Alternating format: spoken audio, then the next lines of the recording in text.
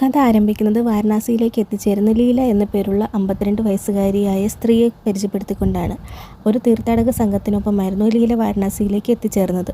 അവിടെയായിരുന്നു മാധവൻ മാഷും ഉണ്ടായിരുന്നത്. ഇടയ്ക്കിടെ വാരണാസിയിൽ വരാറുള്ളതുകൊണ്ട് മാധവൻ മാഷിനെ അവിടെയുള്ളവർക്കെല്ലാം പരിചയമാണ്. മാഷ് അങ്ങനെ ഘട്ടേരിയിലൂടെ ഒക്കെ കറങ്ങി നടന്ന് ഒടുവിൽ പതിവായി ചായ കുടിക്കുന്ന ഒരിടത്തെത്തി.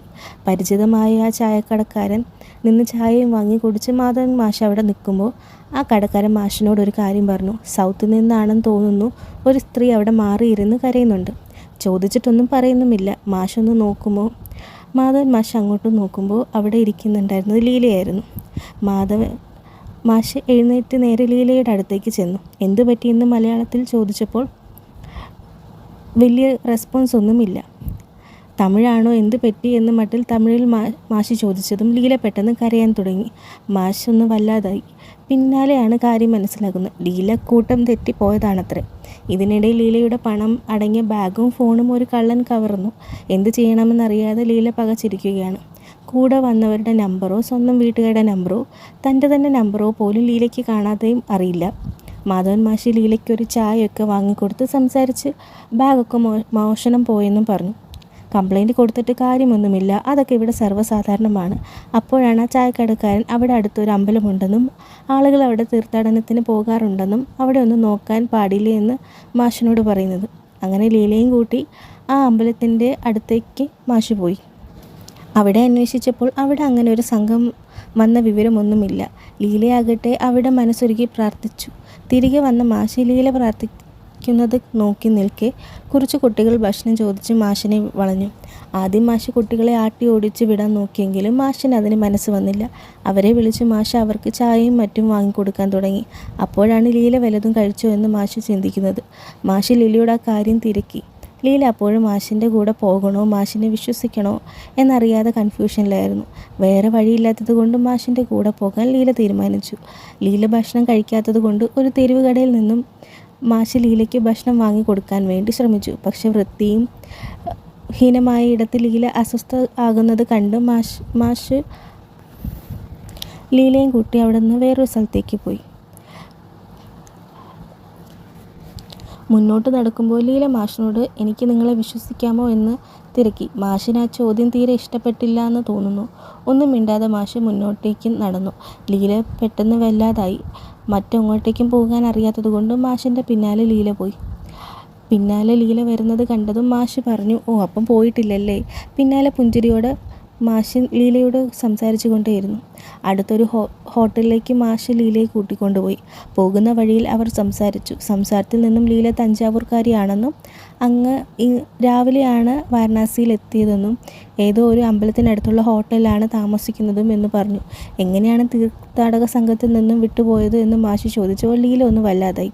മാഷ് അത് മനസ്സിലാക്കി ആ ചോദ്യം ഒഴിവാക്കിക്കൊണ്ട് ലീലയും കൂട്ടി നേരെ മുന്നോട്ട് നടന്നു. അവരൊടുവിൽ മാഷ് പറഞ്ഞ റെസ്റ്റോറൻറ്റിൽ എത്തിച്ചേർന്നു. അതിൻ്റെ ഉടമ മാഷിനെ സ്വാഗതം ചെയ്തു. ലീല മാഷിൻ്റെ ഭാര്യയായിരിക്കും എന്നായിരുന്നു അദ്ദേഹം തെറ്റിദ്ധരിച്ചത്. മാഷ് ഉടൻ തന്നെ അത് തിരുത്തി. പിന്നാലെ ഇവർ ഭക്ഷണം കഴിക്കാനിരുന്നു. ചായയും മസാല ദോശയുമാണ് അവർ ഓർഡർ ചെയ്തത്. അപ്പോഴാണ് ലീല ചായ കുടിക്കില്ല എന്ന് പറഞ്ഞത്. ഒരു ദിവസം കുറേ ചായ കുടിക്കുന്ന മാഷ് ആ ചായയും കൂടെ കുടിച്ചു.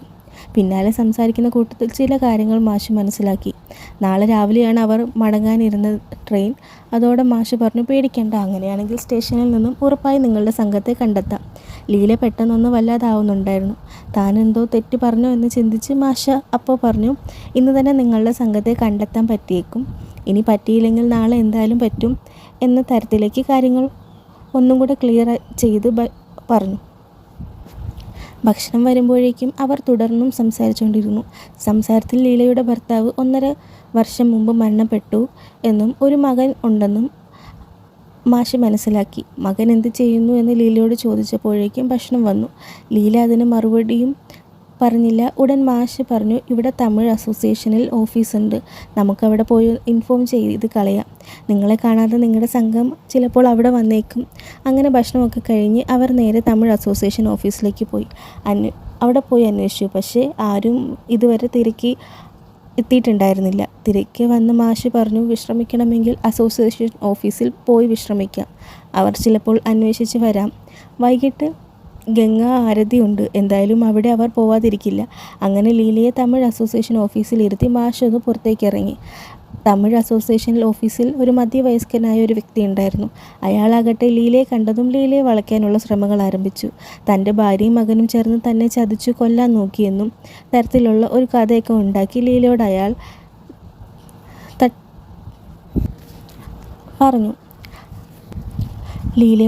പറഞ്ഞു. ലീലയ്ക്കാണെങ്കിൽ അയാളുടെ നീക്കം എങ്ങോട്ടാണെന്ന് നന്നായി മനസ്സിലാകുന്നുണ്ട്. അസ്വസ്ഥതയായതുകൂടി ലീല അവിടെ ഇരിക്കുമ്പോഴാണ് മാഷ് വീണ്ടും വന്നത്. അയാളുടെ കഥകളും അയാളുടെ ഉദ്ദേശവും മാഷിന് പെട്ടെന്ന് മനസ്സിലായി. മാഷ് വന്നതും ലീല ഓഫീസിൽ നിന്ന് നേരെ പുറത്തേക്ക് ഇറങ്ങി. മാഷും ലീലയുടെ പിന്നാലെ ചെന്നു. പോകുമ്പോൾ മാഷ് അവളോട് ചോദിച്ചു അയാൾ ഒരുപാട് ബുദ്ധിമുട്ടിച്ചോ എന്ന്. ഇല്ലെന്ന് ലീല തലകുലുക്കി. പിന്നീട് വാരണാസി കാഴ്ചകൾ കണ്ടു മുന്നോട്ട് നടക്കവേ ലീല പറഞ്ഞു, ഞാൻ ഉദ്ദേശിച്ച പോലെ ഒന്നുമല്ല ഇവിടം. ഉടൻ മാഷിൻ്റെ മറുപടി വന്നു, നിങ്ങൾ എങ്ങനെ കാണണമെന്ന് ആഗ്രഹിച്ചോ അങ്ങനെ ഒന്ന് ചുറ്റിലും നോക്ക്, അപ്പോൾ കാണാം, നിങ്ങൾ ആഗ്രഹിക്കുന്ന വാരണാസിയെ കാണാം എന്ന് പറഞ്ഞു. പിന്നീട് അങ്ങോട്ടേക്ക് ലീല താൻ ആഗ്രഹിച്ച പോലെ വാരണാസിയെ കാണാൻ ശ്രമിച്ചു. അതിമനോഹരമായ വാരണാസിയുടെ കാഴ്ചകൾ അതെല്ലാം ലീലയുടെ കണ്ണുകളിലൂടെ കടന്നു പോയിക്കൊണ്ടിരുന്നു. ലീലയ്ക്കൊപ്പം സഞ്ചരിച്ചുകൊണ്ടിരുന്ന ഒടുവിൽ അവർ അവിടെ ഒരു ബെഞ്ചിലിരിക്കുന്നു. ഗംഗയെ നോക്കി സംസാരിക്കാൻ തുടങ്ങി. ആ സമയം പഞ്ഞിമിഠായി വാങ്ങാൻ എന്ന് ചോദിച്ചൊരു കുട്ടി അവിടെ വന്നിട്ടുണ്ടായിരുന്നു. ലീല വേണ്ട എന്ന് പറഞ്ഞു. പക്ഷെ ആ കുട്ടി വെറും കൈയോടെ വിടാൻ ലീലയ്ക്ക് ഭയങ്കര മാനസിക ബുദ്ധിമുട്ടുണ്ടായിരുന്നു. അങ്ങനെ മാഷ് അതിൽ നിന്ന് ഒരെണ്ണം വാങ്ങി. മാഷിൻ്റെ നല്ല മനസ്സും പ്രവൃത്തിയും ഒക്കെ ലീല നോക്കി കാണുന്നുണ്ടായിരുന്നു. ലീല പിന്നാലെ മാഷിനോട് ചോദിച്ചു, എന്നെ എന്തിനാണ് ഇങ്ങനെ സഹായിക്കുന്നത്? മാഷൊന്നും പറഞ്ഞില്ല. നിങ്ങളെപ്പറ്റി ഒന്നും പറഞ്ഞില്ലല്ലോ എന്ന് ലീല ചോദിച്ചതും എന്നോടൊന്നും ഇങ്ങോട്ട് ചോദിച്ചില്ലല്ലോ എന്നായിരുന്നു മാഷിൻ്റെ മറുപടി. പിന്നാലെ മാഷ് തന്നെ പറ്റിയും തൻ്റെ കുടുംബത്തെ പറ്റിയും പറഞ്ഞു. എൻ്റെ പേര് Madhavan master, retired UP school ടീച്ചറാണ്. ഒരു മോളുണ്ട്, ജാനകി. അവളിവിടെ ബനാറസ് യൂണിവേഴ്സിറ്റിയിൽ കഥക്കിൻ മാസ്റ്റേഴ്സ് ചെയ്യുകയാണ്. അവളെ കാണാൻ ഇടയ്ക്കിടയ്ക്ക് ഞാൻ ഇവിടെ വരാറുണ്ട്. മാഷിൻ്റെ മകൾ ഡാൻസറാണെന്ന് കേട്ടപ്പോൾ ലീലയുടെ മുഖത്ത് എന്തൊരു സന്തോഷം വരുന്നുണ്ടായിരുന്നു. പിന്നാലെ മാഷിൻ്റെ ഭാര്യയെ പറ്റിയും ലീല ചോദിച്ചു. ജാനകിയെ തന്ന് അവൾ പോയിരുന്നു എന്നായിരുന്നു മാഷിൻ്റെ മറുപടി. ലീല പിന്നാലെ തൻ്റെ മകനെ പറ്റി പറഞ്ഞു. മണികണ്ഠൻ എന്നാണ് അവൻ്റെ പേര്. തൻ്റെ ഭർത്താവിൻ്റെ ആദ്യ ഭാര്യയിലെ മകനാണ്. ഡൽഹിയിലാണ് കുടുംബത്തോടൊപ്പം അവൻ സെറ്റിലായിരിക്കുന്നത്. ആദ്യ ഭാര്യയുടെ മരണശേഷമായിരുന്നു അദ്ദേഹം ലീലയെ വിവാഹം കഴിച്ചത്. രോഹിത് എന്ന പേരുള്ള ഒരു പേരക്കുട്ടിയുണ്ടെന്നും അവനെ പോലും കണ്ടിട്ട് ഒരുപാട് കാലമായെന്നും ലീല ഒരു വേദനയോടെ പറഞ്ഞു. ഒരു തരത്തിൽ നോക്കിയാൽ ഈ സമാധാനം ഇതാണ് ഏറ്റവും നല്ലത്. പക്ഷേ എപ്പോഴും സമാധാനം കൊണ്ട് മാത്രം കാര്യമാവില്ലല്ലോ. ആ പറച്ചിൽ വല്ലാത്തൊരു വേദനയും സ്നേഹവും ആഗ്രഹിക്കുന്ന ഒരു മനസ്സും വ്യക്തമായി കാണാൻ പറ്റുന്നുണ്ടായിരുന്നു. മാഷിനും അതിന് മനസ്സിലായി കഴിഞ്ഞു. മാഷ് പെട്ടെന്ന് ആ വിഷയം മാറ്റി. എന്തായാലും ഇവിടെ കറങ്ങാനായിട്ട് വന്നതല്ലേ, നമുക്കിവിടെ എല്ലാം കാണാമെന്ന് പറഞ്ഞു. ഗംഗാരതിക്ക് ഇനിയും സമയമുണ്ട്, ഞാൻ ഇവിടെയൊക്കെ ചുറ്റി കാണിക്കാം, വേണമെങ്കിൽ കാണിക്കാമെന്ന് പറഞ്ഞു. ലീലയ്ക്ക് മാഷിൻ്റെ കൂടെ പോകാൻ സന്തോഷമേ ഉണ്ടായിരുന്നുള്ളൂ. അവർ അങ്ങനെ ഓരോ ഇടങ്ങളും ചുറ്റി കാണിക്കാൻ തുടങ്ങി. ഒരിടത്ത് പോയപ്പോൾ മാഷ് ലീലയുടെ ഭംഗിയൊന്ന് ആസ്വദിച്ചു. ലീലയുടെ ഒരു ഫോട്ടോ മൊബൈൽ പകർത്താൻ വേണ്ടി എടുത്തു. പിന്നെ അത് വേണ്ടാന്ന് വെച്ചു. ഫോൺ എടുത്ത് വെക്കുകയും ചെയ്തു. പിന്നീട് ഒരിടത്ത് നിന്നവർ വീണ്ടും സംസാരിച്ചു. ലീലയ്ക്ക് മാഷിനോട് ഒരടുപ്പം കൂടി വരുന്നുണ്ടായിരുന്നു. സുബ്ബ പറഞ്ഞു, അവിടെ നല്ല ലസ്സിയൊക്കെ കിട്ടുമെന്ന് താൻ കേട്ടിട്ടുണ്ട്, തനിക്കത് വാങ്ങിത്തരാമോ എന്ന് ലീല ചോദിച്ചു. പിന്നാലെ താൻ ചോദിച്ചത് കടന്നു പോയോ എന്ന് ചിന്തിച്ചു. അങ്ങനെ ഞാൻ ചോദിക്കാമോ എന്നും ലീല തിരക്കി. മാഷൊന്നും മിണ്ടിയില്ല. മാറിയിരുന്ന പ്രാവുകൾക്ക് കുറച്ച് തീറ്റ കൊടുത്തു. ലീല വേറെ എവിടെയെങ്കിലും യാത്ര പോയിട്ടുണ്ടോ എന്ന് തിരക്കി. ഭർത്താവിൻ്റെ ട്രീറ്റ്മെൻറ്റിന് വേണ്ടി ഡൽഹിയിൽ കുറച്ച് തവണ പോയിട്ടുണ്ട് എന്ന് മാത്രമായിരുന്നു ലീല പറഞ്ഞത്. മാഷിനോട് ലീല അതേ കാര്യം ചോദിച്ചപ്പോൾ താൻ ഹിമാലയയിലെ സിറ്റിയിൽ ഒക്കെ പോയിട്ടുള്ള കാര്യവും അതിൻ്റെ ഭംഗിയും മാഷ് വിവരിച്ചു. കൂട്ടത്തിൽ മരുമകൻ വിദേശത്തു നിന്നും വന്ന ശേഷം കുടുംബം ഒരുമിച്ച് അവിടെ പോകാൻ പ്ലാൻ ചെയ്യുന്ന കാര്യവും മാഷ് കൂട്ടിച്ചേർത്തു. അവർ അവിടെ നിൽക്കുമ്പോൾ ഒരു കപ്പിൾസ് ഫോട്ടോ എടുക്കാൻ വന്നിട്ടുണ്ടായിരുന്നു. അവർ അവിടെ നിന്ന് ലസ്സി കുടിക്കാമെന്ന് പറഞ്ഞ് അവിടെ നിന്ന് മാറി. മാഷ് ലസ്സിക്കടയിൽ കൊണ്ടുപോയി ലീലയ്ക്ക് ലസ്സി വാങ്ങിക്കൊടുത്തു. ഇതൊക്കെ കഴിച്ച് ആരോഗ്യത്തിന് വല്ലതും വരുമോ എന്നായിരുന്നു ലീലയുടെ പേടി. മാഷി പക്ഷേ എന്നെ ഉദ്ദേശിച്ചാണോ അതോ നിങ്ങളെ ഉദ്ദേശിച്ചാണോ എന്നായിരുന്നു തിരികെ ചോദിച്ചത്. ലീല ചിരിക്കുക മാത്രം ചെയ്തു. ഞാൻ ഇടയ്ക്കിടയ്ക്ക് വന്ന് ഇവിടെ കഴിക്കുന്നതാണെന്നും പറഞ്ഞു. മാഷും ലീലയും അവിടുന്ന് ലസ്സി കഴിച്ചു. തുടർന്ന് അവർ ഭക്ഷണ കാര്യങ്ങളെപ്പറ്റി സംസാരിച്ചു. വലിയൊരു അടുപ്പം അവർക്കിടയിൽ വരുന്നുണ്ടായിരുന്നു. ലസ്സി കഴിച്ച് കുറച്ച് ദൂരം പോയതും മാഷിന് വല്ലാതെ ഛർദ്ദിക്കാൻ വന്നു. മാഷ് ഛർദ്ദിക്കാൻ തുടങ്ങി. ഇത് കണ്ട് ലീലയ്ക്ക് ചിരി അടക്കാൻ പറ്റുന്നുണ്ടായിരുന്നില്ല. കുറച്ചു മുമ്പ് താൻ വലിയ ആരോഗ്യവാനാണ് എന്ന ഒരു കുഴപ്പവുമില്ല എന്നൊക്കെ പറഞ്ഞ വ്യക്തിയാണല്ലോ ഇപ്പോൾ ഇരുന്ന് ഛർദ്ദിക്കുന്നത്.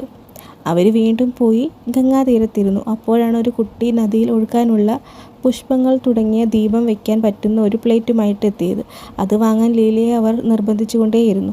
മാഷാകട്ടെ പട്ടം പറത്തിക്കൊണ്ടിരിക്കുകയായിരുന്നു. ഒടുവിൽ മാഷിനെ വിളിച്ച് മാഷിൻ്റെ നിന്ന് ഒരു 100 രൂപ വാങ്ങി ആ കുട്ടിക്ക് കൊടുക്കാൻ ലീല ശ്രമിച്ചു. പക്ഷേ ആ കുട്ടി പണം വാങ്ങാൻ കൂട്ടാക്കിയില്ല. ഒന്നെങ്കിൽ ഈ വസ്തു വാങ്ങണം, അല്ലെങ്കിൽ എനിക്ക് പണം മാത്രമായിട്ട് വേണ്ട എന്നും പറഞ്ഞു അവൾ പോയി. ആ കുട്ടികളൊന്നും വിദ്യാലയത്തിൽ പോകുന്നില്ലല്ലോ എന്നോർത്ത് ലീല കുറച്ച് വിഷമത്തോടെ മാഷിനോട് സംസാരിച്ചു. അപ്പോഴാണ് ജാനകി വിളിച്ചിരിക്കുന്ന കാര്യം മാഷ് ശ്രദ്ധിക്കുന്നത്. മാഷ് ജാനകിയെ തിരികെ വിളിച്ചു. പക്ഷെ ജാനകി ഫോൺ എടുക്കുന്നുണ്ടായിരുന്നില്ല. അവൾ ഡാൻസ് പെർഫോമൻസിലായിരുന്നു. മറുവശത്ത് ലീലയുടെ സംഘം തമിഴ് അസോസിയേഷൻ ഓഫീസിൽ എത്തിയിരുന്നു. ലീലയെ കാണാതെ അവർ അവിടെ വെയിറ്റ് ചെയ്യാൻ തുടങ്ങി. മാഷ് അവിടെ ഉണ്ടായിരുന്നു. അനൗൺസ്മെൻറ്റ് സെൻറ്ററിൽ പോയി ലീലയുടെ പേരും മറ്റും പറഞ്ഞു. അനൗൺസ്മെൻറ്റ് നടത്താൻ വേണ്ടി ആവശ്യപ്പെടുകയും ചെയ്തു. പിന്നെ മുമ്പോട്ട് പോകുമ്പോഴാണ് ലീല മാഷിനോട് ചോദിക്കുന്നത്, ഇന്ന് മാഷിന് മറ്റെന്തെങ്കിലും പ്ലാൻ ഉണ്ടായിരുന്നോ എന്ന്. അപ്പോഴാണ് അടുത്ത ദിവസം ജാനകിയുടെ ബർത്ത്ഡേ ആണെന്നും അവൾക്കൊരു സാരി വാങ്ങണമെന്നും താൻ ഉദ്ദേശിച്ചിരുന്നു എന്ന കാര്യവും മാഷ് പറയുന്നത്. സാരി എടുക്കാൻ എന്നെ സഹായിക്കുമോ എന്ന് ലീലയോട് മാഷ് ചോദിച്ചു. ലീലയും സമ്മതിച്ചു. പക്ഷെ ഷോപ്പിലേക്ക് നടന്ന് കുറച്ച് ദൂരമുണ്ട്. അപ്പോഴാണ് ലീല തൻ്റെ ഒരു ആഗ്രഹം പറഞ്ഞത്. ലീലയ്ക്ക് സൈക്കിൾ റിക്ഷയിൽ യാത്ര ചെയ്യണമെന്നുണ്ടായിരുന്നു. മാഷ് അത് സാധിച്ചു കൊടുത്തു. സൈക്കിൾ റിക്ഷയിൽ യാത്ര ചെയ്ത് അവർ തുണിക്കട ലക്ഷ്യമാക്കി നീങ്ങി. വലിയൊരു സന്തോഷവും ഇരുവരും പങ്കുവയ്ക്കുന്നുണ്ടായിരുന്നു. ചുറ്റുമുള്ള കാഴ്ചകൾ കണ്ട് ആസ്വദിച്ച് കുറേ സംസാരിച്ച് അവരൊടുവിൽ തുണിക്കടയിലെത്തി. അവരങ്ങനെ ഒരു സാരി സെലക്ട് ചെയ്തു. അപ്പോഴാണ് അവിടെ buy one get one offer കണ്ടത്. അതോടെ ഒരു സാരി ലീലയോടുകൂടി എടുക്കാൻ മാഷ് പറഞ്ഞു. ലീല ഒരു സാരി എടുത്ത് അത് ഉടുത്തു വന്നപ്പോൾ അവർ അത്രമേൽ ഭംഗിയുള്ള ഒരു സ്ത്രീയായി കാണിക്കപ്പെട്ടുന്നുണ്ടായിരുന്നു. മാഷ് ലീലയെ തന്നെ നോക്കി നിന്നുപോയി. പിന്നാലെ പെട്ടെന്ന് പുറത്തു പോയി കുറച്ച് മല്ലിപ്പൂ വാങ്ങി വന്നു. അത് ലീലയ്ക്ക് വെച്ച് കൊടുക്കാനായിട്ട് ആ കടയിലെ സ്ത്രീയോട് മാഷ് ആവശ്യപ്പെട്ടു. ലീല പക്ഷേ അതിൽ പെട്ടെന്ന് വല്ലാതായി പോയിരുന്നു.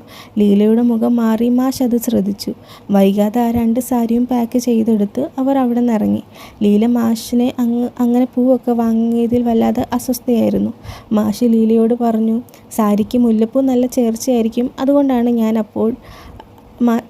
അപ്പോഴത് വാങ്ങിച്ചു തന്നത് എന്ന് പറഞ്ഞു. അപ്പോഴാണ് മാഷിൻ്റെ ഫോൺ ബെല്ലടിക്കുന്നത്. വിളിക്കുന്നത് മോളായിരുന്നു. ഡാൻസ് പെർഫോമൻസ് ഒക്കെ കഴിഞ്ഞ് അച്ഛൻ്റെ മിസ് കോൾ കണ്ട് വിളിച്ചതാണ് അവൾ. മാഷ് എവിടെയാണെന്നും ഭക്ഷണം കഴിക്കാൻ എത്തിയില്ലേ എന്ന തരത്തിലൊക്കെ ചോദിച്ചു. നാട്ടിൽ നിന്ന് എൻ്റെ ഒരു ഫ്രണ്ട് ഉണ്ടെന്നും അതുകൊണ്ട് പറ്റില്ലെന്നും ഒക്കെയായിരുന്നു മാഷ് പറഞ്ഞത്. അതേത് ഫ്രണ്ടാണെന്നും ജാനകി കുത്തി ചോദിച്ചു. മാഷ് പക്ഷേ ഉരുണ്ട് കളിച്ചു. എന്താ ചെയ്യാൻ പോകുന്നത് എന്ന് ജാനകി ചോദിച്ചപ്പോൾ ഞങ്ങൾ കഴിക്കാൻ പോകുമായിരുന്നു എന്നായിരുന്നു മാഷ് പറഞ്ഞത്. എങ്കിൽ ഞാനും കൂടി വരാം എന്ന് ജാനകി പറഞ്ഞു. പക്ഷെ വേണ്ടെന്നും താൻ വൈകിട്ട് ഹോസ്റ്റലിലേക്ക് വന്നേക്കാം എന്നും പറഞ്ഞു. മാഷ് അതിൽ നിന്ന് ഒഴിഞ്ഞു മാറി ഭക്ഷണം കഴിച്ച് മരുന്ന് കഴിക്കാൻ മറക്കണ്ട എന്ന് ജാനകി പറഞ്ഞു. അങ്ങനെ നാളത്തെ കാര്യം ഓർമ്മിപ്പിച്ചു. അറേഞ്ച് ചെയ്തോ എന്ന് ജാനകി എടുത്തു ചോദിച്ചു. അപ്പോഴാണ് മാഷ് ആ കാര്യം ഓർക്കുന്നത്. താൻ ശരിയാക്കിക്കൊള്ളാം എന്ന് പറഞ്ഞ് മാഷ് ഫോൺ കട്ട് ചെയ്തു. പിന്നാലെ തനിക്ക് ചെയ്യാനുള്ള ഒരു പ്രധാന കാര്യത്തെപ്പറ്റി മാഷ് ലീലയോട് സൂചിപ്പിച്ചു. അങ്ങോട്ടേക്ക് പോയാലോ എന്ന് തിരക്കി. ലീല അപ്പോഴും വല്ലാത്ത പരിഭവത്തിലാണ്. പിന്നീട് സോറി പറയാൻ മാഷിനോട് ലീല ആവശ്യപ്പെട്ടു. മാഷ് ഒരു ഈഗോയും കൂടാതെ സോറി പറഞ്ഞു. അങ്ങനെ അവർ ഒരുമിച്ച് ആ ഇടത്തേക്ക് പോയി. കുറച്ചു ദൂരം നടന്നപ്പോൾ അവശതയായപ്പോൾ ഇരുവരും വിശ്രമിക്കാനിരുന്നു. അപ്പോഴാണ് മുന്നിലൊരു വീട്ടിൽ ഭാര്യയും ഭർത്താവും വഴക്കിട്ട് പോകുന്നത് അവർ കണ്ടത്. ലീല മാഷിനോട് മാഷും ഭാര്യയും ഇതുപോലെ വഴക്കിടുമായിരുന്നു എന്ന് ചോദിച്ചു. തൻ്റേതൊരു കൊല്ലം മാത്രമേ നീണ്ട ഒരു ദാമ്പത്യം ആയിരുന്നുവെന്നും വഴക്കിടാനൊന്നും പറ്റിയിട്ടില്ല, അതിനുള്ള നേരവും ഉണ്ടായിട്ടില്ല എന്ന മട്ടിലായിരുന്നു മാഷ് മറുപടി പറഞ്ഞത്. ലീല തൻ്റെ അവസ്ഥ വിശദീകരിച്ചു പറഞ്ഞു. ചെറിയ കാര്യങ്ങൾക്ക് പോലും ലീലയുടെ ഭർത്താവും ലീലയും വഴക്കായിരുന്നു. ലീലയുടെ ഭർത്താവ് മോനെ നോക്കാൻ ഒരു വീട്ടുജോലിക്കാരിയായി മാത്രമേ ആവശ്യമുണ്ടായിരുന്നുള്ളൂ. അത്തരത്തിലായിരുന്നു അയാൾ ലീലയെ പരിഗണിച്ചിരുന്നത്. ലീലയുടെ വിഷമങ്ങളും മറ്റും മാഷ് അങ്ങനെ കേട്ടിരുന്നു. പിന്നാലെ അവർ ഒന്നിച്ച് ആ ഒരിടത്തേക്ക് ചെന്നു. മാഷ് അവിടെ 50 ബിരിയാണികൾ ഓർഡർ കൊടുത്തു. സമയം 1 മണിയായി കഴിഞ്ഞിരുന്നു. മാഷും ലീലയും കൂടി അവിടെ ഇരുന്ന് ബിരിയാണി കഴിച്ചു. അപ്പോഴാണ് ആ ബിരിയാണി ഷോപ്പിൻ്റെ ഓണറും മകളും തമ്മിൽ സംസാരിക്കുന്നതും സ്നേഹത്തോടെ ഇടപഴകുന്നതും മാഷ് കാണുന്നത്. മാഷ് വേഗം ജാനകിയുടെ കാര്യമോർത്ത് ജാനകിയെ വിളിച്ചു. നേരത്തെ ജാനകിയോട് ലീലയുടെ കാര്യത്തിൽ കളവ് പറഞ്ഞിരുന്നല്ലോ, അത് തെറ്റാണെന്ന് മാഷിന് തോന്നി. മാഷ് എല്ലാം തിരുത്തി സത്യങ്ങൾ ജാനകിയോട് വിളിച്ചു പറഞ്ഞു. ഉടൻ ജാനകിയുടെ മറുപടി, എന്നോടെന്തിനാ ഈ എക്സ്പ്ലനേഷൻ? ഇനിയിപ്പോൾ പ്രേമമാണെങ്കിലും എനിക്ക് കുഴപ്പമൊന്നുമില്ല. ഇനി നിങ്ങൾ കല്യാണം കഴിക്കാൻ തീരുമാനിച്ചാലും ഞാനത് നടത്തിത്തരാം എന്നായിരുന്നു ജാനകി പറഞ്ഞത്. ജാനകി അതൊക്കെ പറഞ്ഞു കേട്ടപ്പോൾ മാഷ് ഒന്ന് വല്ലാതായി. ഒന്ന് പോയേടി എന്ന് പറഞ്ഞു മാഷ് ഫോൺ കട്ട് ചെയ്തു. ബിരിയാണിയൊക്കെ കഴിച്ച ശേഷം മാഷ് ലീലയും കൂട്ടി അടുത്തൊരിടത്തേക്ക് പോയി. പ്രായമായവരും മരണം നോക്കി വാരണാസിയിൽ എത്തിച്ചേരുന്നവരും താമസിക്കുന്ന ഒരിടം. അങ്ങോട്ടായിരുന്നു ആ ഭക്ഷണത്തിൻ്റെ ഓർഡർ മാഷ് നൽകിയിട്ടുണ്ടായിരുന്നത്. നാളെ ജാനകിയുടെ പിറന്നാളാണല്ലോ, അതുകൊണ്ട് ഭക്ഷണം കൊടുക്കാം എന്ന് ലീലയോട് പറഞ്ഞു. ലീല ആ സ്ഥലമൊക്കെ കണ്ട് ആകെ വല്ലാതായിട്ടുണ്ടായിരുന്നു. മാഷ് ലീലയ്ക്ക് വിശദീകരിച്ചു കൊടുത്തു. ഇവിടെ അഡ്മിഷൻ എടുത്ത് 15 ദിവസത്തിനുള്ളിൽ മരിക്കണം എന്നാണ്. ഇല്ലെങ്കിൽ അഡ്മിഷൻ പിൻവലിച്ച് പോകേണ്ടി വരും. മോക്ഷം കിട്ടാൻ വേണ്ടി ഇവിടെ വന്ന് താമസിക്കുന്നവർ ഏറെയാണ്. ചിലരൊക്കെ മുഴുവൻ സ്വത്തും ഇവിടെ ദാനം ചെയ്ത് കാലാകാലം ഇവിടെ ജീവിക്കും. അവർ പുറത്തിറങ്ങിപ്പോയപ്പോൾ ലീല തൻ്റെ സംശയം പറഞ്ഞു. ഒരാൾ മരിക്കുമെന്ന് എങ്ങനെ തീരുമാനിക്കാൻ പറ്റും? അത് തീരുമാനിക്കാൻ ദൈവമല്ലേ, ആ ദൈവത്തെ അറിയുമോ നിങ്ങൾക്ക് എന്ന് മാഷ് തമാശ രീതിയിൽ ചോദിച്ചു. അപ്പോഴാണ് ലീല അത് പറയുന്നത്. എന്നെങ്കിലും ദൈവത്തെ കാണാൻ പറ്റിയാൽ എനിക്ക് അത് ചോദിക്കണം. എനിക്കെന്തിനാണ് ഇങ്ങനെ ഒരു ജീവിതം തന്നത്? ഞാൻ നല്ലൊരു ജീവിതം ആഗ്രഹിച്ചിരുന്നു, നല്ലൊരു ജീവിതം ജീവിച്ചിരുന്നതായിട്ട് എനിക്കറിയില്ല. വേദനയോടെ ലീല ഇത് പറഞ്ഞുകൊണ്ടിരുന്നു. പിന്നാലെ പെട്ടെന്ന് ബോധത്തിലേക്ക് വന്നു. ഇതുപോലെ മനസ്സ് തുറന്ന് ഞാൻ ആരോടും സംസാരിച്ചിട്ടില്ല. ഉടൻ മാഷിൻ്റെ മറുപടി വന്നു. ഗംഗാ ആരതിക്ക് ഇനിയും ഒരുപാട് സമയമുണ്ട്. ലീല തുടർന്ന് സംസാരിച്ചു കൊണ്ട് ഇരുന്ന് മാഷിൻ്റെ ഇഷ്ടം ജാനകിയുടെ ഡാൻസ് കാണുന്നതാണ് എന്ന് പറഞ്ഞപ്പോൾ താൻ പണ്ട് ഡാൻസ് സ്കൂളിൽ പഠിച്ചിരുന്നുവെന്നും ഡാൻസ് ടീച്ചർ ആവണം എന്നായിരുന്നു തൻ്റെ ആഗ്രഹം എന്ന് മാഷിനോട് ലീല പറഞ്ഞു. കല്യാണം കഴിഞ്ഞ് ഒരു തവണയെ ഡാൻസ് കളിച്ചുള്ളൂ. പക്ഷേ അദ്ദേഹത്തിന് ഡാൻസ് തീരെ ഇഷ്ടമല്ല. അതോടെ ഡാൻസ് അവസാനിച്ചു എന്നും ലീല വ്യക്തമാക്കി പറഞ്ഞു. അവർ വീണ്ടും അവിടെ നിന്ന് നടക്കാൻ തുടങ്ങി. പക്ഷേ പോകുമ്പോൾ ഒരു ചിതാഭസ്മവുമായി വന്ന മനുഷ്യനെ അവർ കൂട്ടിയിടിച്ചു. ചിതാഭസ്മം താഴെ വീണു ഉടഞ്ഞു. അയാൾ അതെല്ലാം വാരിക്കൂട്ടി അവിടെ നിന്ന് നടന്നുപോയി. ലീലയാകെ വല്ലാതായിട്ടുണ്ടായിരുന്നു. മാഷ് ലീലയും കൂട്ടി മുന്നോട്ടേക്ക് നടന്നു. വിഷമിച്ചിരുന്ന അയാളെ കണ്ടെത്തി അയാളോട് ക്ഷമ പറഞ്ഞു. ലീലയും അയാളോട് സംസാരിച്ചു. ഭാര്യ മരണപ്പെട്ടു പോയതിൽ ഏറെ ദുഃഖിച്ചിരുന്ന ആ മനുഷ്യനായിരുന്നു അത്. അയാളുടെ ഭാര്യ ആത്മഹത്യ ചെയ്യുകയായിരുന്നു. ലീല അയാളെ സമാധാനിപ്പിച്ചു. ചിതാഭസ്മം ഗംഗയിൽ നിമജ്ജനം ചെയ്യുമ്പോൾ അവർ അയാളുടെ കൂടെ നിന്ന്. ഒടുവിൽ അയാൾ അവരോട് യാത്ര പറഞ്ഞു മടങ്ങി. പിന്നാലെയാണ് തമിഴ് അസോസിയേഷനിൽ നിന്നും മാഷിന് ഫോൺ കോൾ വരുന്നത്. അത് കണ്ടതും ലീലയെ പിരിയണമല്ലോ എന്ന് ചിന്തിച്ച് മാഷ് ഒന്ന് വല്ലാതായിരുന്നു. മാഷ് കോൾ എടുത്ത് ലീലയുടെ സംഘം ലീലയെ അന്വേഷിച്ച് അവിടെ വന്നിരുന്നുവെന്നും അവർ ഗൗരിഘട്ടിലുണ്ടോ എന്നും മാഷിന് ഇൻഫർമേഷൻ കിട്ടി. ലീലയോട് ഈ കാര്യം പറഞ്ഞ് ഈ വഴി പോയാൽ അങ്ങോട്ടേക്ക് എത്താമെന്നും പറഞ്ഞു. ലീലയെ അങ്ങോട്ടേക്ക് കൂട്ടിക്കൊണ്ടു പോകാൻ മാഷ് തുടങ്ങി. ലീലയും പക്ഷെ വല്ലാതാവുന്നുണ്ടായിരുന്നു. മാഷിനെ പിരിയാൻ ലീലയ്ക്ക് വിഷമമുള്ളതുപോലെ തോന്നി. അവിടത്തേക്ക് റിക്ഷയിൽ പോകുമ്പോൾ ഇരുവരും നിശബ്ദരായിട്ടിരിക്കുകയായിരുന്നു. അവർ സ്ഥലത്തെത്താൻ അടുത്തപ്പോൾ മാഷ് ലീലയെ അങ്ങോട്ടേക്കാക്കാമെന്ന് പറഞ്ഞു. എന്നാൽ ലീല പെട്ടെന്ന് വല്ലാത്തൊരു ഭാവത്തിൽ നിന്നും കുറച്ച് നടന്നാൽ മതി, അവിടെ എത്തുമെന്നും മാഷ് പറഞ്ഞപ്പോൾ ലീല പറഞ്ഞു, അത് വേണ്ട, നിങ്ങൾ പൊയ്ക്കോ, ഞാൻ തന്നെ നടന്നു പൊയ്ക്കോളാം.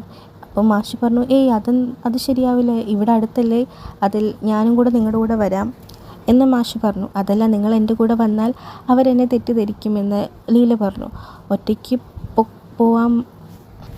ഒറ്റയ്ക്ക് പോവോ എന്ന് മാഷ് ചോദിച്ചു. ലീല പറഞ്ഞു, നിങ്ങൾ എല്ലാത്തിനും കണക്ക് വെച്ചോളൂ, എന്നിട്ട് എന്നോട് പറഞ്ഞാൽ മതി, ഞാൻ നാട്ടിൽ പോയി ഉടൻ അതൊക്കെ അയച്ചു തന്നേക്കാം എന്ന് പറഞ്ഞു. ലീലയുടെ ആ മറുപടി മാഷിനെ വല്ലാതെ വേദനിപ്പിച്ചു. എല്ലാത്തിനും നന്ദി പറഞ്ഞ് തൻ്റെ കയ്യിലിരുന്ന ജാനകിക്ക് വാങ്ങിയ സാരിയുടെ കവർ ലീല മാഷിനെ ഏൽപ്പിച്ചു. മാഷ് അതും വാങ്ങി ഒന്നും മിണ്ടാതെ മുന്നോട്ടേക്ക് നടന്നു. മാഷ് അങ്ങനെ നടക്കുമ്പോഴാണ് വേദനയോടെ ലീല നോക്കി നിൽക്കുന്നുണ്ടായിരുന്നു. ലീല പക്ഷേ തൻ്റെ സംഘത്തിൻ്റെ അടുത്തേക്ക് പോയിട്ടുണ്ടായില്ല. അവൾ അവിടെ ഒരിടത്തിരുന്നു. അവളുടെ ഓർമ്മകളിൽ അവളുടെ കുട്ടിക്കാലം തെളിഞ്ഞു കാണിക്കുന്നുണ്ടായിരുന്നു. കുട്ടിക്കാലത്ത് അച്ഛനുമായി അവളുടെ സ്നേഹത്തോടെയുള്ള സംസാരിച്ചിരുന്ന കാര്യവും കാശിയിൽ പോകുന്ന കാര്യവും പറഞ്ഞപ്പോൾ കാശിയിൽ വെച്ച് മോളുടെ കൈവിട്ടു പോയാൽ അച്ഛൻ എന്ത് ചെയ്യും എന്നും ലീലയുടെ അച്ഛൻ ചോദിച്ചു. അന്ന് കുട്ടിയായിരുന്ന ലീല പറഞ്ഞത്, ഞാനിപ്പോൾ വലിയ ലീലയല്ലേ അച്ഛാ, എൻ്റെ കാര്യമൊക്കെ ഞാൻ നോക്കിക്കോളാം എന്നാണ്. എങ്കിൽ നമുക്ക് എന്തായാലും കാശിക്ക് പോകാം എന്നായിരുന്നു അന്ന് അച്ഛൻ പറഞ്ഞത്. അതെല്ലാം ആലോചിച്ച് ലീല ഒരിടത്തിരിക്കുകയാണ്. അപ്പോഴങ്ങോട്ടേക്ക് ഷെട്ടി എന്നു പേരുള്ള ഒരു യുവാവ് വന്നത്. കാഴ്ചയിൽ ചെറിയ തട്ടിപ്പുകാരൻ്റെ ഒരു ഭാവമൊക്കെ ഉണ്ടെങ്കിലും ഷെട്ടിക്ക് ലീല അങ്ങനെ തനിച്ചിരിക്കുന്നത് കണ്ടതും അവർ കൂട്ടം തെറ്റിയാണ് എന്ന് ഷെട്ടിക്ക് മനസ്സിലായി. അതോടെ ലീലയെപ്പറ്റി അറിയാനും ലീലയോട് സംസാരിക്കാനുമൊക്കെ ഷെട്ടി ശ്രമിക്കാൻ തുടങ്ങി. ഷെട്ടിയുടെ വാക്കുകളെല്ലാം കേട്ട് വല്ലാതാകുകയും കരയാനും തുടങ്ങുകയും ചെയ്തായിരുന്നു ലീല. അതോടെ ഷെട്ടി പേടിച്ച് കരയില്ല എന്നൊക്കെ പറഞ്ഞ് ലീലയോട് അപേക്ഷിക്കാൻ തുടങ്ങി. മറുവശത്ത് മാധവൻ മാഷാകട്ടെ വിഷമിച്ച് ജാനകിയെ വിളിച്ച് നടന്ന കാര്യങ്ങൾ അത്രയും പറഞ്ഞു. എല്ലാം കേട്ട് ജാനകി പറഞ്ഞു, എല്ലാവർക്കും എല്ലാവരെയും മനസ്സിലായിക്കൊള്ളണമെന്നില്ലല്ലോ, എന്നാലും ആൻറ്റി എന്തായിരിക്കും അങ്ങനെ പറഞ്ഞത് എന്ന് ചോദിച്ചു. അച്ഛൻ അത് ആൻറ്റിയോട് ചോദിച്ചില്ലേ? എന്തായാലും പോട്ടെ. ജാനകി അത്രയും പറഞ്ഞു നിൽക്കെ മാഷിന് കോള് വന്നു. വിളിച്ചതാകട്ടെ ലീലയുടെ സംഘത്തിൽ നിന്നുള്ള ആൾക്കാർ. ലീല അപ്പോഴും അവിടെ എത്തിയിട്ടില്ല എന്നത് മാഷ് മനസ്സിലാക്കി. മാഷ് ഉടൻ അവർ നിൽക്കുന്ന ഇടത്തേക്ക് പുറപ്പെട്ടു. എന്തുകൊണ്ട് ലീല അങ്ങോട്ടേക്ക് പോയില്ല എന്ന് ചിന്തിച്ചപ്പോൾ മാഷിനുള്ളിൽ പല കാര്യങ്ങളും തോന്നുന്നുണ്ടായിരുന്നു. മാഷ് ഒടുവിൽ അവിടെ എത്തിച്ചേർന്ന് ലീല അവിടെ ഇല്ല, കൂടെ വന്ന സംഘം ഉള്ളവർ എല്ലാവരും ലീല ഒരു അപശകനമാണെന്നും മറ്റുള്ള രീതിയിൽ മോശമായി സംസാരിക്കുന്നുണ്ടായിരുന്നു. മാഷ് അതൊക്കെ കേട്ട് നിന്ന് ഒന്നും മിണ്ടിയില്ല. ഇതിനിടയിൽ ടൂർ മാനേജറായിട്ടുള്ള വ്യക്തി ലീലയുടെ ഫാമിലിയെ കോൺടാക്ട് ചെയ്തിരുന്നു. പക്ഷേ അവർ പറഞ്ഞതാകട്ടെ പോലീസിന് കംപ്ലൈൻ്റ് ഒന്നും കൊടുക്കണ്ട, അവർ എങ്ങോട്ടെങ്കിലും പൊക്കോട്ടെ, ഒരു കുഴപ്പവുമില്ല എന്നായിരുന്നു. മാഷിനെ നോക്കി മാനേജർ പറഞ്ഞു, അവർക്ക് എന്തെങ്കിലും പറ്റിയാൽ ഉത്തരവാദിത്വമൊന്നും ഞാൻ ഇനി ഏൽക്കില്ല. ഇതേ സമയം ഷെട്ടി ലീലയുമായി അടുത്തുള്ള ഒരു ഷോപ്പിൽ പോയിരുന്നു. ലീലയ്ക്ക് ബാങ്ക് വാങ്ങിക്കൊടുത്തു. ലീല തൻ്റെ മനസ്സിലുള്ളതൊക്കെ ഷെട്ടിയോട് സംസാരിക്കാൻ തുടങ്ങി. രാവിലെ അവിടെ വന്നതും മാധവൻ മാഷിനെ കണ്ടതും അദ്ദേഹത്തോട് ഒരടുപ്പം തോന്നിയതും അടക്കമുള്ള കാര്യങ്ങൾ എല്ലാം പറഞ്ഞു. താനെന്താ ഇങ്ങനെ എന്ന മട്ടിൽ ലീല സ്വയം കുറ്റപ്പെടുത്തിക്കൊണ്ടേയിരുന്നു. താനിപ്പോൾ ഷെട്ടിയോട് സംസാരിക്കാൻ പോലും കാരണം അദ്ദേഹമാണെന്നും മട്ടിൽ ലീല ഷെട്ടിയോട് സൂചിപ്പിച്ചു. പിന്നാലെ മാധവൻ മാഷിനെ പറ്റി വിശദമായി പറഞ്ഞു. അന്ന് നടന്ന കാര്യങ്ങൾ അത്രയുമൊക്കെ കേട്ടതും ഷെട്ടി ചോദിച്ചു, രാവിലെ എത്തി മിസ്സായതാണോ അതോ സ്വയം അതിൽ നിന്നും മാറിപ്പോയതാണോ എന്ന്. ലീല അത് തല കുലുക്കി. തുടർന്ന് സംസാരിക്കുമ്പോൾ ലീല പറഞ്ഞു, എൻ്റെ ഉള്ളിലൊരു കുട്ടി ലീലയുണ്ട്. അവൾ എപ്പോഴും ഓരോന്നിനും കരയും. എന്തിനാ കരയുന്നതെന്ന് എനിക്ക് ചോദിക്കണമെന്നുണ്ടാകും. പക്ഷെ ഞാൻ ഇതുവരെ ചോദിച്ചിട്ടില്ല. കാരണം അതിൻ്റെ ഉത്തരവും എനിക്കറിയാം. അവൾ അത് പറഞ്ഞാൽ ഞാൻ അവളോട് എന്ത് മറുപടി പറയും? അവൾ ആഗ്രഹിച്ചതുപോലെ ഒരു ജീവിതം അവൾക്ക് കിട്ടിയില്ല എന്ന് പറയണോ? അതോ ഇതാണ് നിൻ്റെ ജീവിതം, ഇങ്ങനെ അംഗീകരിക്കൂ എന്ന് പറയണോ? എനിക്കാരുമില്ല, അവൾ മാത്രമേ ഉള്ളൂ. ലീല വല്ലാതെ വിതുമ്പാൻ തുടങ്ങി. ഇന്നൊരു ദിവസമെങ്കിലും അവൾ ആഗ്രഹിച്ച പോലെ ജീവിക്കണം എന്ന് ഞാൻ തീരുമാനിച്ചു. അതാണ് സംഘത്തിൽ നിന്നും ഇറങ്ങി നടന്നത്. പക്ഷേ എൻ്റെ ബാഗും നഷ്ടപ്പെട്ടു. എനിക്ക് എന്ത് ചെയ്യണമെന്നും അറിയില്ലായിരുന്നു. അപ്പോഴാണ് അദ്ദേഹം വന്നത്. മാഷ് എൻ്റെ ഉള്ളിലെ കുട്ടി ലീലയ്ക്കായിട്ട് വന്നതുപോലെ എനിക്ക് തോന്നി. പക്ഷേ അത് മനസ്സിലാക്കാതെ അദ്ദേഹം എന്നെ വീണ്ടും എൻ്റെ ടീമിലേക്ക് വിട്ടു. ലീലയുടെ വാക്കുകൾ അത്രയും കേട്ടതും ഷെട്ടി ഒന്ന് പുഞ്ചിരിച്ചു. ലീലയുടെ കഥ ഷെട്ടിയുടെ മനസ്സിൽ തൊട്ടിരിക്കണം. പിന്നാലെ ഷെട്ടിയും ലീലയും നടന്ന് നീങ്ങാൻ തുടങ്ങി. പോകുന്ന വഴിക്ക് മാഷും ലീലയും തമ്മിൽ പ്രേമമാണോ എന്ന് ഷെട്ടി ചോദിച്ചു. അങ്ങനെയൊന്നുമില്ല എന്നും ലീലയുടെ മറുപടി. ഷെട്ടി പക്ഷേ അതൊക്കെ കേട്ട് ചിരിക്കുന്നുണ്ടായിരുന്നു. നമ്മൾ പോകുന്നിടത്ത് മാഷില്ലെങ്കിൽ എന്ത് ചെയ്യുമെന്ന് ലീലയോട് ചോദിച്ചു. അങ്ങനെയാണെങ്കിൽ നാളെ അദ്ദേഹം സ്റ്റേഷനിൽ വന്നോളാം എന്നായിരുന്നു ഷെട്ടി പറഞ്ഞത്. താൻ പാതി വഴിക്ക് ഇട്ടിട്ട് പോകുന്നതല്ല, എന്നോട് ദേഷ്യമായിരിക്കും എന്ന് ലീല അവനോട് പറഞ്ഞു. പേടിക്കണ്ട, ഞാനുണ്ടല്ലോ എന്നായിരുന്നു ഷെട്ടിയുടെ മറുപടി. അപ്പോഴാണ് ലീലയുടെ മുന്നിലൂടെ ലീലയുടെ ബാഗ് മോഷ്ടിച്ചു പോയ വ്യക്തിയെ കണ്ടത്. അയാളെ കണ്ടതും ലീല അവന് പിന്നാലെ ഓടാൻ തുടങ്ങി. പിന്നാലെ ഷെട്ടിയും. പക്ഷെ ഒരു ഘട്ടത്തിൽ ലീലയെ വെട്ടിച്ച് കള്ളൻ കടന്നു കളഞ്ഞു. ഓടിപ്പോയ ലീല ചെന്ന് പെട്ടതാകട്ടെ തന്നെ അന്വേഷിച്ച് വന്നിരിക്കുന്ന മാഷിനും സംഘത്തിൻ്റെ മുമ്പിലായിരുന്നു. മാഷിനെ കണ്ടത് ലീല ഒന്ന് സ്റ്റക്കായി. പിന്നാലെ വന്നിരുന്ന ഷെട്ടി അവരെ കണ്ടു മാറിപ്പോയി. ലീലയുടെ അടുത്തേക്ക് ചെന്ന മാനേജർ ലീലയെ ശകാരിക്കാൻ തുടങ്ങി. ലീല അതൊന്നും കേൾക്കുന്നുണ്ടായിരുന്നില്ല. ലീല മാഷിനെ തന്നെ നോക്കി നിൽക്കുകയായിരുന്നു. അതുകൊണ്ട് മാഷ് നേരെ മുന്നോട്ട് വന്ന് ലീലയുടെ കൈ പിടിച്ച് അവിടെ നിന്ന് കൂട്ടിക്കൊണ്ടുപോയി. പോകാൻ തുടങ്ങിയ നാളെ രാവിലെയിലെ ട്രെയിൻ അവർ അവിടെ വന്നോളുമെന്ന് പറഞ്ഞിരുന്നു. മാഷ് ലീലയെ അങ്ങനെ കൂട്ടിക്കൊണ്ടു പോയത് എല്ലാവരും ഞെട്ടലോടെ അത് കണ്ടു. നോക്കിയിരിക്കത്തെ കുറച്ച് കഴിഞ്ഞതും മാഷ് ലീലയുടെ കയ്യിൽ പിടിച്ചിരുന്ന പിടിവിട്ടു. കുറച്ചു കഴിഞ്ഞ് അവർ ഒരിടത്ത് സംസാരിച്ചിരുന്നു. വേണമെന്ന് വെച്ച് കയ്യിൽ പിടിച്ചതല്ല എന്നും മാഷ് പറഞ്ഞു. അറിയാമെന്നുമായിരുന്നു ലീലയുടെ മറുപടി. താൻ അവിടെ കൂടെ ശരിയാവില്ല എന്ന് മാഷ് വ്യക്തമാക്കി. എന്തിനങ്ങനെ ചെയ്തെന്ന് ചോദിച്ചു. എന്തിനാണ് എന്നെ വിട്ടു പോയത് എന്നായിരുന്നു ലീല ചോദിച്ചത്. മാഷ് ലീലയെ ഒന്ന് നോക്കിയിരുന്നു. അപ്പോഴേക്കും ഷെട്ടി അങ്ങോട്ടേക്ക് എത്തി. ഷെട്ടി അവർക്കിടയിൽ നടുവിൽ ഇരുന്നിട്ട് മാഷിനോട് താൻ ലീലയുടെ പുതിയ സുഹൃത്താണെന്ന് പറഞ്ഞു. അവർ സംസാരിച്ചിരിക്കെ അങ്ങോട്ടേക്ക് ഷെട്ടിയെ തിരിഞ്ഞൊരു സ്ത്രീ വന്നു. ഷെട്ടി പിന്നാലെ ആ സ്ത്രീയുടെ കൂടെ പോകാൻ ഒരുങ്ങി. പോകുന്നതിന് മുമ്പ് കള്ളലിൽ നിന്ന് താൻ വാങ്ങിയിരുന്ന ലീലയുടെ പേഴ്സും ഫോണും ഷെട്ടി തിരികെ നൽകി കൊടുത്തു. അതിശയത്തോടെ തൻ്റെ ചുറ്റുമുള്ള മനുഷ്യരെ ലീല നോക്കി കാണുന്നുണ്ടായിരുന്നു. പിന്നെയാണ് ലീല മാഷിനോട് തനിക്കൊന്ന് ഫ്രഷ് ആവണമെന്ന് പറഞ്ഞത്. മാഷ് ലീലയെ കൂട്ടി അടുത്തുള്ളൊരു ഹോട്ടൽ മുറിയിൽ എടുത്തു. അവിടെ പോയി ആദ്യം മാഷ് ഫ്രഷ് ആവാൻ കയറി. അപ്പോഴാണ് ജാനകി മാഷിനെ വിളിക്കുന്നത്. ലീല ഫോൺ എടുത്ത് ജാനകിയോട് സംസാരിച്ചു. ലീല അങ്ങനെ ഫോൺ എടുത്തപ്പോൾ ജാനകിക്ക് അത് അതിശയമായിരുന്നു. രണ്ടുപേരും കുറച്ചു നേരം സംസാരിച്ചു. അടുത്ത ദിവസം പരസ്പരം കാണാമെന്നും പ്രോമിസ് ചെയ്തു. ജാനകിക്ക് ലീലയെ കാണണമെന്നുണ്ടായിരുന്നു. വൈകാതെ മാഷ് കുളിച്ചു വന്നു. ലീലയോടും തയ്യാറാവാൻ പറഞ്ഞു. ലീല കുളിക്കാനായി പോയി. മാഷ് വാങ്ങിക്കൊടുത്ത സാരിയൊക്കെ ഉടുത്ത് വന്ന് കുളിക്കാൻ കയറിയതും മുമ്പ് തനിക്കായി മുല്ലപ്പൂ വാങ്ങാൻ ലീല മാഷിനോട് പറഞ്ഞിരുന്നു. അതുകൊണ്ട് മാഷ് പോയിട്ടൊരു മുല്ലപ്പൂ വാങ്ങിക്കൊണ്ട് വന്നു. അവർ ഒന്നിച്ച് അണിഞ്ഞൊരുങ്ങി നേരെ ഗംഗാ ആരതി കാണാൻ പുറപ്പെട്ടു. മാഷിനൊപ്പം അങ്ങനെ സഞ്ചരിക്കുമ്പോൾ ലീല വല്ലാത്തൊരു ആത്മാനുഭൂതി അനുഭവിക്കുന്നുണ്ടായിരുന്നു. സന്തോഷത്തോടെ കുറേ സമയം അവർ ചിലവഴിച്ചു. ഗംഗാ ആരതി തൊഴുതു. പിന്നീട് സംസാരിച്ചവർ നടക്കുമ്പോൾ രാവിലെ കണ്ട അതേ പെൺകുട്ടി അവിടെ മുമ്പിലെത്തി.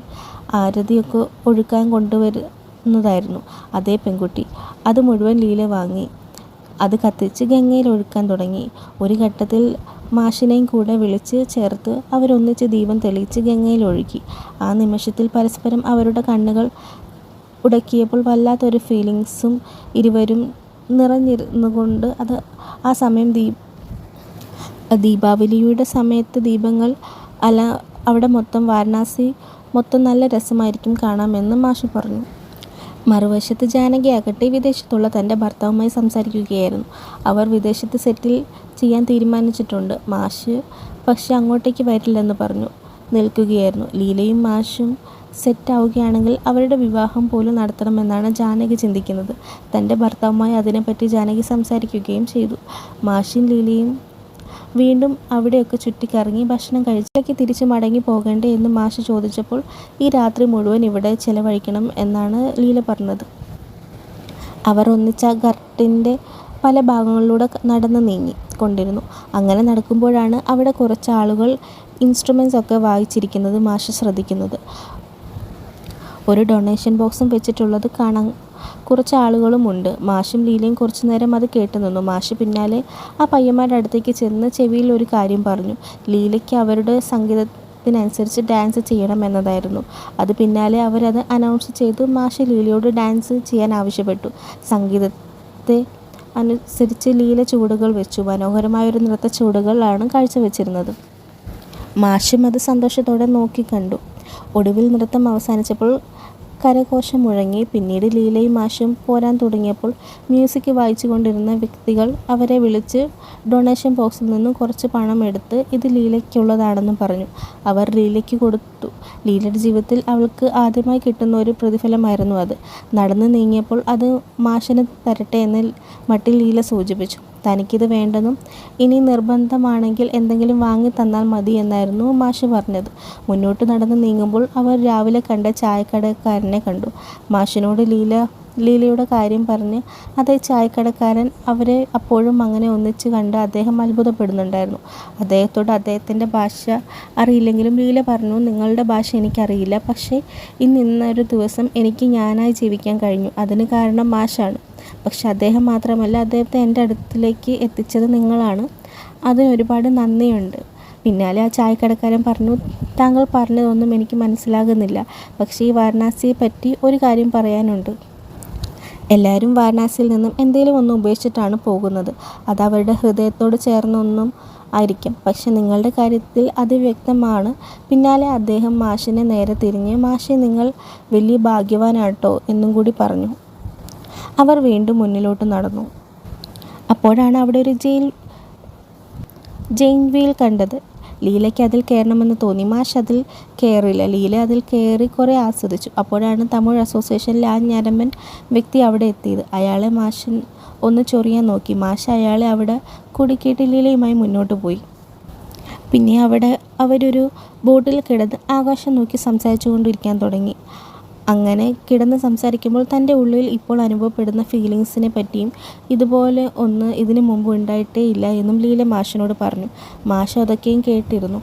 അവരുടെ സംസാരം തുടർന്ന് പോയിക്കൊണ്ടേയിരുന്നു. കുട്ടികളെ പോലെ ലീല ഓരോന്നും പറഞ്ഞുകൊണ്ടേയിരുന്നു. മാഷ് അതെല്ലാം ഏറെ സ്നേഹത്തോടു കൂടി കേട്ടു. അവർക്കിടയിൽ നിറഞ്ഞു നിൽക്കുന്ന ഒരു പ്രണയവും സ്നേഹവും ആ അന്തരീക്ഷത്തിൽ കൂടുതൽ മനോഹരമാവുന്നുണ്ടായിരുന്നു. ചെറുപ്പത്തിൽ മാഷ് എങ്ങനെയാണെന്നും ലീല ചോദിച്ചപ്പോൾ മാഷ് തൻ്റെ ഒരു ഫോട്ടോ ലീലയ്ക്ക് എടുത്തു കൊടുത്തു. ലീല അത് വാങ്ങി നോക്കി. മാഷ് ആയിരുന്നല്ലോ എന്ന തരത്തിൽ പറഞ്ഞു. അത്രയ്ക്കൊന്നുമില്ല എന്നായിരുന്നു മാഷിൻ്റെ മറുപടി. ലീല ആ ഫോട്ടോ തിരികെ കൊടുത്തില്ല. തൻ്റെ കയ്യിൽ ചേർത്ത് പിടിച്ചു. അത് തനിക്ക് വേണമെന്നും. അപ്പോഴാണ് ആ ഒരു ഷൂട്ടിംഗ് സ്റ്റാർ പോയത്. ലീല അത് നോക്കി എന്തോ പ്രാർത്ഥിച്ചു. മാഷ് എന്താ പ്രാർത്ഥിച്ചത് എന്ന് തിരക്കി. പറഞ്ഞാൽ അതിന് ഫലമുണ്ടാവുമല്ലോ എന്നായിരുന്നു ലീലയുടെ മറുപടി.